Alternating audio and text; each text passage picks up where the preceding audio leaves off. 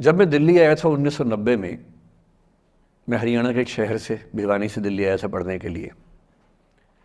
मेरे dream college में हंसराज भी एक था, पर मेरा संयुक्त से मेरा एडमिशन जाकिर हुसैन में हुआ।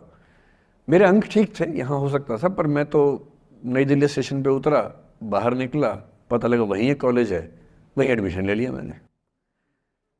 तो लोगों ने कहा कि यार कैंपस बड़ा अच्छा होता है। मैंने अरे क्या फ़र्क पड़ता है, कॉलेज कॉलेज होता है, छड्डो, यही छड्डो में सिखाने आया हूँ आप लोगों को। ये ठीक है, स्टेशन से निकले वहीं कॉलेज है, मैंने घर जाना होगा तो आराम से कॉलेज से निकल जाएंगे, क्या रखा है कैंपस में। पर मेरा एक दोस्त जो मेरे साथ ही आया था उसी शहर से, उसने एडमिशन हंसराज कॉलेज में लिया।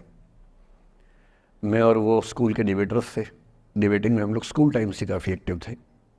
डीयू में आए तो यहाँ भी एक्टिव रहे।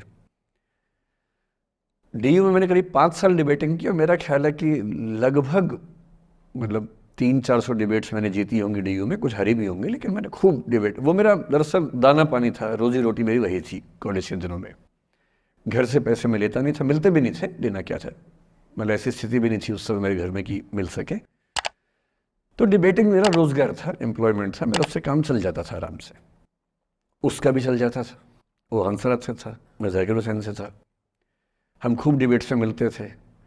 अक्सर ट्रॉफी या तो हम जीते थे या वो जीतता था, कोई भी जीते रूम पे ही आती थी क्योंकि हम रूममेट्स थे, एक साथ ही रहते थे। वो मुझसे योग्यताओं के मामले में 21 था, बल्कि अगर वो 21 था तो मैं 15 ही रहा हूँगा या 12 रहा हूँगा, 22 या 21 तो नहीं रहा हूँगा, मुझसे बेहतर था योग्यताओं में, बड़ा अच्छा व्यक्ति था। ग्रेजुएशन के बाद मैंने एमए हिंदी साहित्य में एडमिशन लिया, जबकि बीए ऑनर्स हिस्ट्री में किया था मैंने।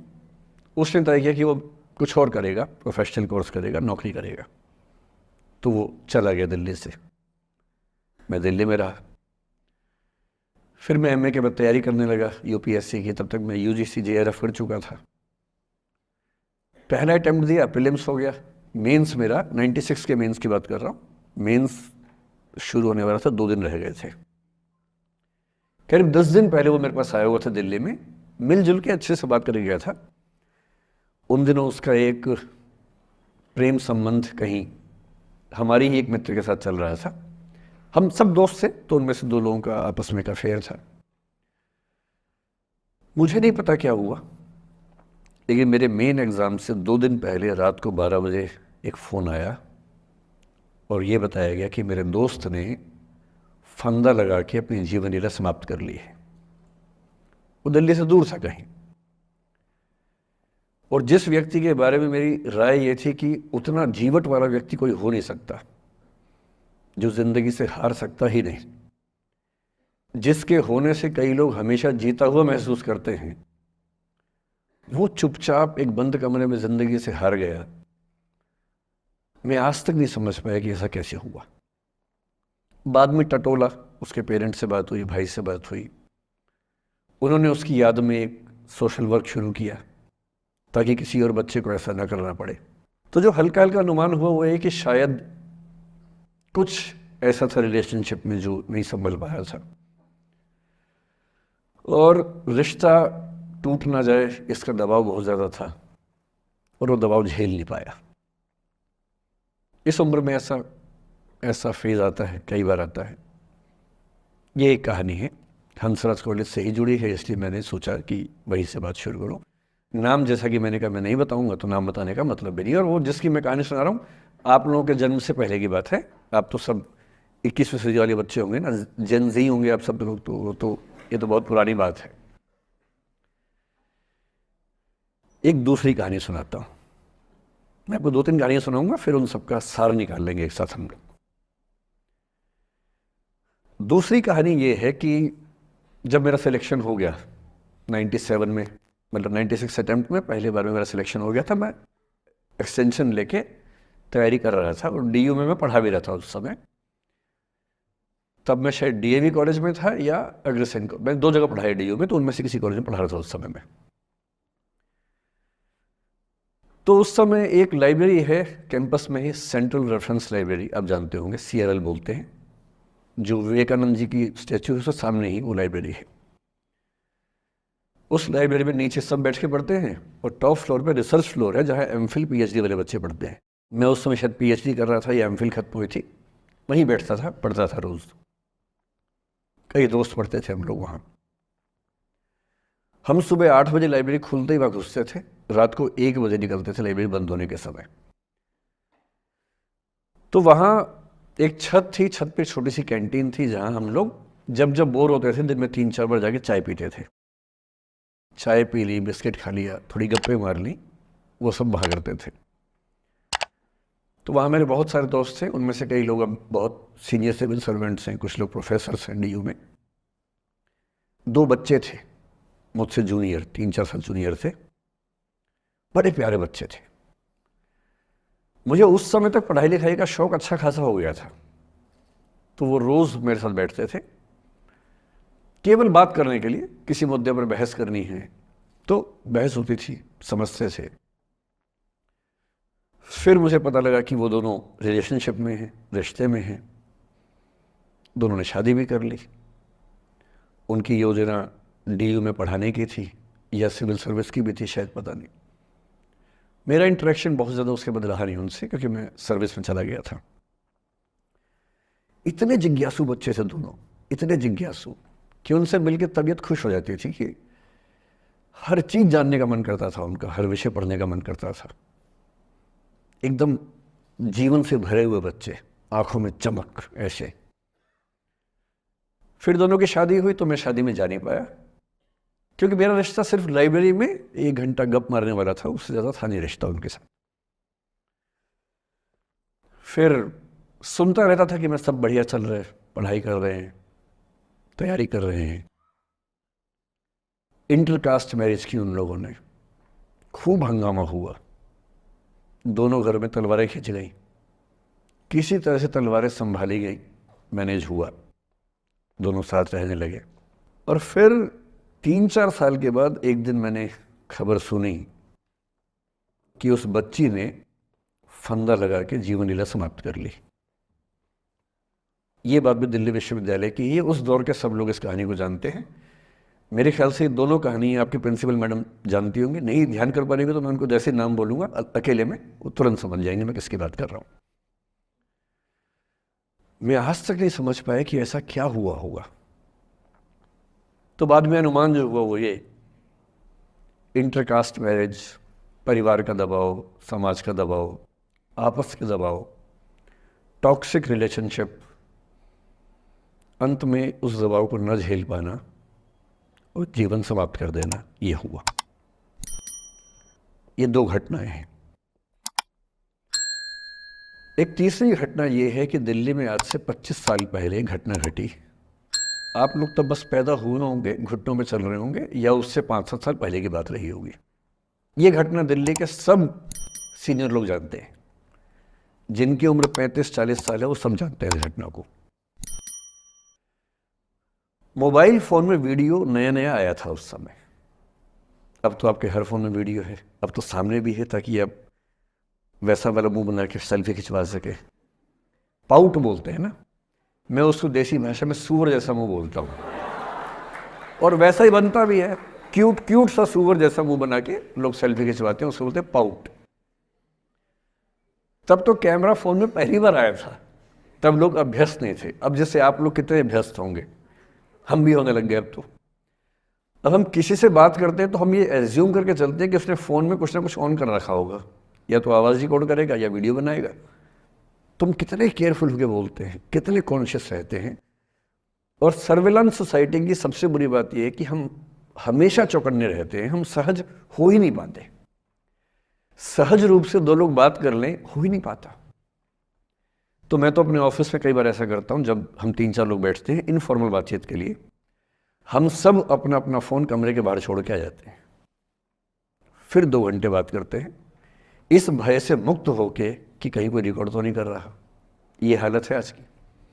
उस ज़माने में तो फ़ोन थे। मोबाइल फ़ोन आया था भारत में लगभग 1995 के आसपास पहली बार। बड़ा महंगा था, 16 रुपये प्रति मिनट इनकमिंग, 16 रुपये प्रति मिनट आउटगोइंग, ये रेट से उस समय। और फ़ोन वो थे जिनसे आप कील भी ठोक सकते हैं, वैसे वाले फ़ोन थे। बटन वाले फ़ोन थे, नोकिया एक कंपनी थी, उसके फ़ोन हुआ करते थे। उसके 4-5 साल के बाद क्या हुआ, पहली बार किसी कंपनी ने फ़ोन में कैमरा लगा दिया। ये बात उस समय के लोग नहीं समझते थे। जब भी नई तकनीक आती है उसको समझने में टाइम लगता है। जो पहले समझते हैं फ़ायदा उठा लेते हैं, जो थोड़ा लेट समझते हैं वो उसका नुकसान उठाते हैं।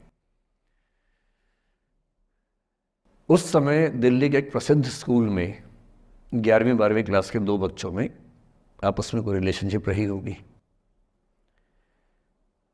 वो दोनों किसी ऐसी सिचुएशन में थे जो सिचुएशन बहुत ही प्राइवेट किस्म की थी, बहुत निजी किस्म की थी, जिसको पब्लिक नहीं कर सकते। कुछ फिजिकल रिलेशनशिप जैसा मामला था। उस दुष्ट लड़के ने लड़कों के इतिहास को कलंकित, लड़कों का इतिहास वैसे भी कलंकित ज़्यादा है, उसे और कलंकित करते हुए उस पूरे सिचुएशन का वीडियो बना लिया। ऐसे मामलों में दुर्भाग्य है, मैं लड़का हूं इसलिए लड़के पवित्र थोड़ा ना हो जाएंगे, लड़का है इतिहास कलंकित तो है, उसका वीडियो बना लिया और दुष्टता का चरम स्तर निभाते हुए वो वीडियो अपने एक दोस्त को शेयर कर दिया। ये कहे कि किसी और को दिखाना मत, जैसा कि होता है अफवाहों की दुनिया में। हर अफवाह एक व्यक्ति एक को ही बताता है, ये कह के किसी और को मत बताना, और अगला व्यक्ति भी अगले को यही कह के बोलता है किसी और को मत बताना, और इस तरह से पूरे शहर को खबर होती है और सबको लगता है कि सिर्फ मुझे पता है। वो वीडियो फैल गया। नए नए फ़ोन आए थे, पर वो फ़ोन कम लोगों के पास थे, कैमरे वाले फ़ोन। तो फ़ोन से कितना फैलता, ज़्यादा नहीं फैला। लेकिन उस समय दिल्ली की एक कुख्यात मार्केट हुआ करती थी, पालिका बाज़ार, अभी भी है, पर तब वो कुछ और कामों के लिए कुख्यात हुआ करती थी। अब तो कपड़े मिलते हैं, तब कपड़ों के साथ कई चीज़ें और मिलती थी वहाँ। जैसे गंदी फिल्मों की सीडी चाहिए हो तो वहाँ मिलती थी, ग्रे मार्केट में, चोरी छिपे। इस वीडियो को सीडी में कन्वर्ट करके लोगों ने वहाँ से खरीदा, लाखों करोड़ों की संख्या में। नए नए टेलीविज़न चैनल प्राइवेट आए थे, और प्राइवेट टीवी चैनल को खबरों की भूख इतनी होती है कि वो खबर के लिए जान दे सकता है और जान ले भी सकता है किसी की। 24 घंटे इस खबर पे, इस चीज़ पर खबरें चल रही थी सारे चैनल्स में कि ये वो लड़का है जिसने ऐसा किया, ये वो लड़की है, ये वो स्कूल है, इस स्कूल की प्रिंसिपल से बात करेंगे, इससे बात करेंगे। वो जो बच्ची थी जिसकी इसमें कोई गलती नहीं थी, सिवाय इसके कि वो किसी एक लड़के से प्रेम करती थी, जो कि उस उम्र में बच्चे कर बैठते हैं। इसके लिए बहुत चिल्लपौनी मचानी चाहिए। अब बच्चों को आप हर बात पे अपराधी नहीं मान सकते। उस बच्चे की गलती सिर्फ इतनी थी कि उसने अपने दोस्त पे भरोसा किया, जो भरोसे के लायक था नहीं। वो नीच किस्म का व्यक्ति था जिसने उस संबंध की गरिमा को समझा नहीं। उस बच्ची के घर के बाहर 24 घंटे न्यूज़ चैनल से कैमरे खड़े रहे। घर से कोई भी निकले 50 कैमरे पीछे, आप बताइए आपकी बेटी कैसी है, आप बताइए आपकी बहन कैसी है। अंत में उस पिता ने अपनी बच्ची को इस देश से बाहर भेज दिया। उसके कुछ दिन बाद की जो खबर टीवी चैनल से नहीं दिखाई, उसके पिता ने आत्महत्या कर ली। ये तीसरा इंसिडेंस है। ये सारी खबरें सच्ची बता रहा हूं मैं, इनमें से एक भी झूठ नहीं है।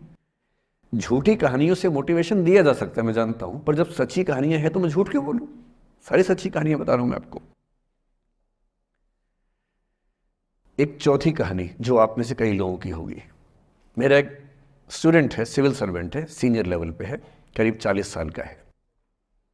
उसने आज तक शादी नहीं की। क्या उसकी शादी करने की इच्छा नहीं थी? पूरी इच्छा थी। फिर क्यों शादी नहीं की? भाई कुछ लोग तो होते हैं कि शादी करनी ही नहीं, कोई मिशन है, योगी जी है, मोदी जी है, ठीक है, उनका तो मिशन है, ममता जी है, उनका मिशन है। पर जिसका जीवन में ऐसा कोई मिशन नहीं है और जिसको प्रेम करने का मन भी करता हो, वो तो शादी करता है आमतौर पे। उसने शादी क्यों नहीं की जानते हैं? जब वो 25-26 की उम्र में था, जब वो मेरा विद्यार्थी भी था, एक दिन मेरे पास आके बोला कि सर एक बात करना चाहता हूँ। मुझसे मेरे स्टूडेंट्स ऐसी बातें खूब करते हैं पर्सनली आके, अब तो मैं टाइम कम दे पाता हूँ, पहले तो ये सब होता रहता था क्लास के अलावा। एकदम रोता हुआ आया, आंखों में आंसू भरे हुए बहुत सारे। अरे क्या हो गया भाई? तो फिर उसने किसी का नाम बताया कि सर वो ही मेरी स्टूडेंट थी, कि सर उसके साथ रिलेशनशिप थी, उसने धोखा दिया है मुझे। अच्छा, धोखा देने वाली कहानियाँ मुझे बहुत अपील नहीं करती। मेरा मानना है कि दोनों पक्षों की गलतियाँ होती हैं। आपकी अगर अपने पर्सपेक्टिव से सोच सोच के धोखा करते रहते हैं, ऐसा थोड़ा ना होता है भाई। कुछ तो मजबूरियाँ रही होंगी, कोई यूं ही बेवफा नहीं होता, कुछ तो वजह होगी ना। आप थोड़ा उसकी वजह, उसका भी तो, उसकी कहानी भी तो सुनिए। और मैं जब जब दोनों कहानियाँ सुनता हूँ मुझे लगता है कि मामला ग्रे है। आप किसी एक पे उंगली उठा ही नहीं सकते कि इसने ऐसा किया। दोनों की गलतियाँ होती हैं, ऐसा थोड़ा ना कि एक ही होती है। बहरहाल इन भाई साहब को ऐसा लगा कि धोखा हो गया उनके साथ, तो मैंने कहा चलो कोई बात नहीं यार, हो गया तो हो गया, तू नहीं कोई और सही, ऐसा क्या है। इतनी बड़ी दुनिया है, 8 अरब की आबादी अब है, उस समय भी 6-7 अरब तो थी। मैंने कहा 3.5 अरब 350 करोड़ में कोई तो होगी तुम्हारे लिए, ऐसा क्या है, कोई और देखेंगे। पर वो थोड़ा ज़्यादा सेंटिमेंटल था उस समय। धीरे धीरे पता नहीं उसके मन में क्या बैठ गया, उसके मन में ये बैठा कि दुनिया की सारी लड़कियां धोखेबाज होती हैं। ऐसे मूर्खों की कमी नहीं है दुनिया में, ऐसे बहुत मूर्ख हैं। दर्शन की दुनिया में इसे अवैध सामान्यीकरण कहते हैं, इलिसिट जनरलाइजेशन। इसका मतलब बहुत छोटे सैंपल के बेस पे ये समझ लेना कि ये थियरी पूरे ब्रह्मांड पर लागू होती है। एक लड़की ने धोखा दिया, मान लीजिए धोखा दिया, धोखा इसने दिया कि उसने दिया कि किसी ने दिया, जो भी कहानी हो, एक सैंपल से ये मान लेना कि सब ऐसे होते हैं। और उसके बाद से उसने कम से कम 10 बार कोशिश की, 10 लोगों से मिला, बातचीत की शादी के लिए। डेटिंग तो क्या करेगा 40 की उम्र में, लेकिन हाँ बातचीत करके देखा कि शायद रुचियाँ मिल जाएं, स्वभाव मिल जाए तो शादी के बारे में सोचें। हर बार 3-4-5 मीटिंग के बाद वापस हट जाता है। अब तो मैंने पूछना बंद कर दिया है। जब तक मैं पूछता था, बोलता था कि सर 3-4 मीटिंग के बाद लगता है कि ये भी वैसी ही है। मैंने कहा भूल जाओ भाई, उससे भूल जाओ, बात खत्म हो गई। उसके बच्चे घूम रहे हैं आजकल स्कूल में, अब तुम कम से कम शादी तो कर लो। वो भाई साहब आज तक अकेले हैं, और अब तो बाज़ार में मूल्य भी कम हो गया उनका, अब विकल्प भी ज़्यादा नहीं मिलते हैं। अब जो विकल्प मिल रहे हैं वहाँ उसकी रुचि और कम हो गई है। तो पूरी संभावना है कि वो जीवन अकेले ही गुजरेगा अब उसका। एक अंतिम एग्जाम्पल देके फिर मैं निष्कर्ष की तरफ बढ़ूंगा। मैं एक आईएएस ऑफिसर को जानता हूँ, 2 आईपीएस को जानता हूँ, बहुत योग्य लोग, देश के सबसे अच्छे संस्थाओं से पढ़े हुए लोग, प्रॉपर आईएएस प्रॉपर आईपीएस में नौकरी करने वाले लोग, और इन तीनों ने अपना जीवन समाप्त कर लिया नौकरी में रहते हुए। क्यों? क्योंकि नौकरी और घरेलू जो दुविधाएं थी उनको झेल नहीं पा रहे थे, ना झेल पा रहे थे, ना भूल पा रहे थे। लेट गो नहीं कर पाए तो गिव अप कर दिया। और इसलिए मुझे अक्सर लगता है कि जितनी चीज़ें हम सिखाते हैं बच्चों को, हिस्ट्री, इकोनॉमिक्स, लिटरेचर, वो सब ठीक है, उनका भी महत्व है। शायद उससे ज़्यादा महत्व इस चीज़ का है कि ये समझें कि अपने इमोशंस को कैसे मैनेज करना है। जब जीवन में ऐसा लगे कि सब खत्म हो गया है, जब जीवन में लगे कि बहुत टॉक्सिक किस्म की लाइफ हो गई है, उससे बाहर कैसे निकलें, शायद ये सबसे महत्वपूर्ण लेसन होता है जो हम सबको सीखना चाहिए। मैंने कहीं से सीखा नहीं है, ना मैंने ऐसी किताबें पढ़ी हैं। हालांकि मैंने 2 किताबें मंगवाई हैं पिछले हफ्ते, पढ़ी नहीं है अभी तक, तो मैं किताबों के बेस पे नहीं जानता कैसे सीखते हैं, लेकिन ज़िंदगी से तुम सीख सकते हैं। इन कहानियों का सबका एक ही सार है, वजह अलग अलग है। एक व्यक्ति ने इसलिए अपना जीवन समाप्त किया कि वो रिश्ता उसके हाथ से छूट रहा था। एक ने इसलिए जीवन समाप्त किया कि रिश्ता बन गया था पर समाज के दबाव, घर के दबाव मैनेज नहीं कर पाए। एक ने ज़िंदगी भर शादी नहीं की सिर्फ इसलिए कि वो पुरानी यादों को भूल नहीं पाया। अरे एक बार गलती हो गई तो हो गई, आगे तो संभावना जीवन में है भाई, क्यों इतना हावी रखना उसी से दिमाग के ऊपर। कुछ लोग देश की सबसे अच्छी नौकरी में होकर हर पैमाने पर सफलता की हर कसौटी पे खरा उतरने के बाद जीवन नहीं बचा पाए, क्योंकि दूसरों की नज़र में आप बहुत सफल हो जाए, अपनी नज़र में शून्य हो, तो फिर जीवन कैसे बने, जीवन कैसे बचे। इन सारी कहानियों का मूल भाव एक ही है, अगर आप खुद को हैंडल नहीं कर सकते तो दुनिया को क्या हैंडल करेंगे। दुनिया को हैंडल करने से पहले खुद को हैंडल करना सीखना पड़ता है, और उसका सबसे आसान जो रामबाण उपाय है उसको बोलते हैं द आर्ट ऑफ लेटिंग गो, जाने दो। वो अफसाना जिसे अंजाम तक लाना ना हो मुमकिन, उसे